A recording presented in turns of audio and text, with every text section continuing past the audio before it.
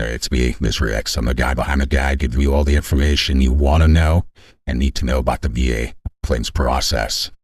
We're talking about the top 5 ways veterans sabotage their own claims. Tip number 1 here. Failing to seek medical treatment for documented symptoms. Why this matters is because the VA needs the medical evidence to grant a claim. Okay? If a condition isn't documented, then it doesn't exist in the eyes of the VA. Okay? Let me give you an example of how you can sabotage that. All right? Let's say you've dealt with chronic back pain, but you haven't seen a doctor in years because you've just learned to live with it. Okay? Now, when you file a claim for your low back condition that was treated in service, you know that you've had that back pain for years. But if there's no recent evidence to support the severity of your condition, then to the VA, there is no condition. Okay? So, get treatment for your back, submit those records. All right? That way, you don't sabotage your own claim. Tip number 2 of how you're sabotaging your own claim. You're downplaying the symptoms during your C&P exam. Okay? Now, you may be asking yourself, why does that matter? Well, your exam is crucial. Okay? If you just go in and say that you're fine or the symptoms are minimal, or you minimize your own symptoms, then it's going to reflect that way in the exam report. And the VA will take that at face value. Okay? So let me give you an example. Let's say you go in for a PTSD exam or a mental health exam, and you try to act tough because that's what men do sometimes, or tough guys do, or tough people. Okay? And in the exam, let's just say you're fine because you're tough. Now, despite the daily panic attacks that you may have, the examiner may report that as no significant symptoms because you're downplaying your symptoms. You're fine. Now, I'm not saying you need to overly, play your hand. But what I would say is this. Talk openly and honestly about the symptoms that you experience on a daily, weekly, monthly basis. Talk about what your spouse thinks, your kids think. Okay? All these things. Tell the examiner everything. Okay? We'll let them figure it out.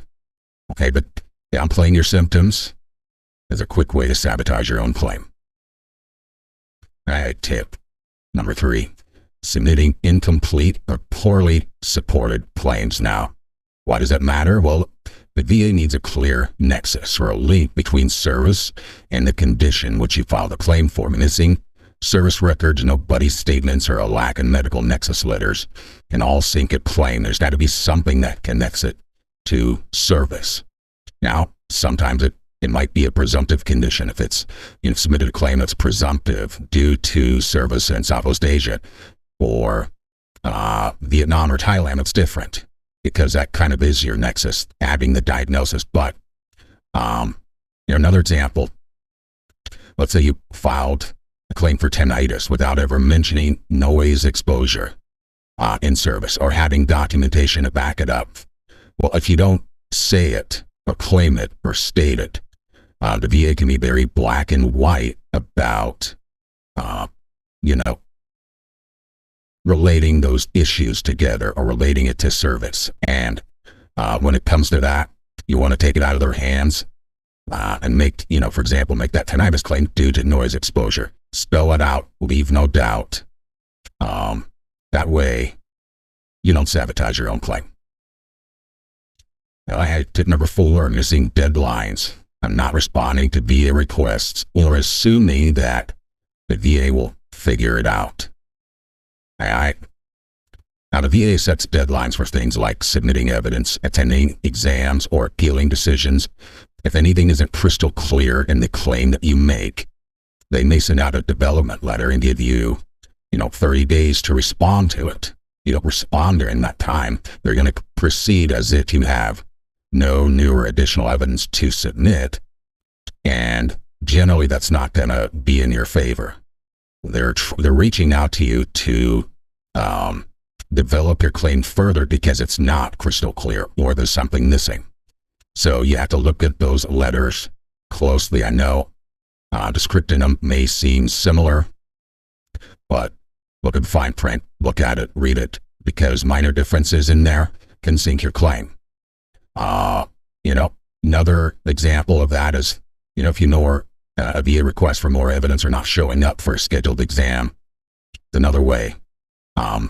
You sabotage your own claim, assuming that the VA will just figure it out, or if you don't state that, hey, my low back condition is related to service, I heard it, April 2nd, 1992, when I was stationed at Fort Hood or wherever, okay? Just assuming that, if you file a claim, you use this home down, they're going to figure out horrible back condition that happened at Fort Hood. I'm going to spell it out, okay? Tip number 5, the wrong advocate, VSO, or attorney can derail your VA claim. All right? Stay with me here on this for a second. So, as you know, not every examiner that you have is created equal. Not every VA rater that looks at your claim are created equal. Likewise, not every advocate, VSO, attorney, whoever represents you through the power of attorney there, not all of them are created equal, okay? Some of them are more scrupulous than others.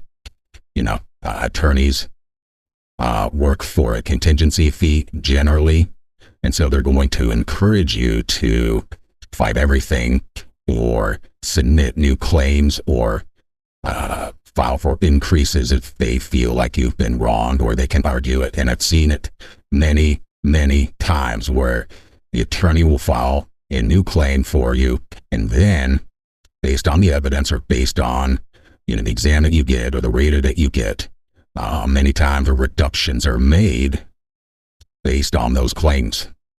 The attorneys try to look out for you and look out for their interest, and they're probably not going to take you on as a client if they can't, make a little bit of money, right?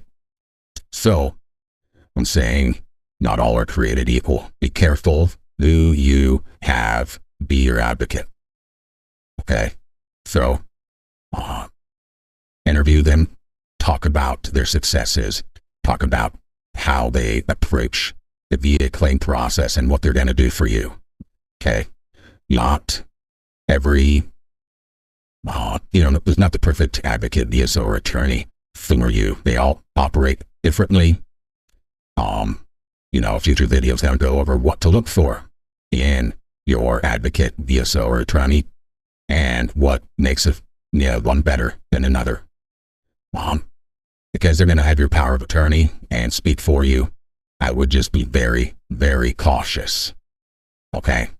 So, tip number 5, the wrong advocate, VSO, or attorney can derail your claim. So that's 5. 5 top ways veterans sabotage their own claims. Number 1, failing to seek medical treatment, document your symptoms, downplaying symptoms during the CMP exams, submitting incomplete or poorly submitted supported claims is number 3. Number 4, missing deadlines or not responding to VA requests or assuming the VA will figure it out. And the last one, number 5, finding the wrong advocate, VSO, or attorney can derail your claim. All right. That pretty much wraps it up for today. Please like, subscribe, leave a comment about what you thought or what you would like us to address in the future. If you think I'm missing something, let me know what it is. Tell me where I'm wrong. I'm Mr. X. We'll see you next time.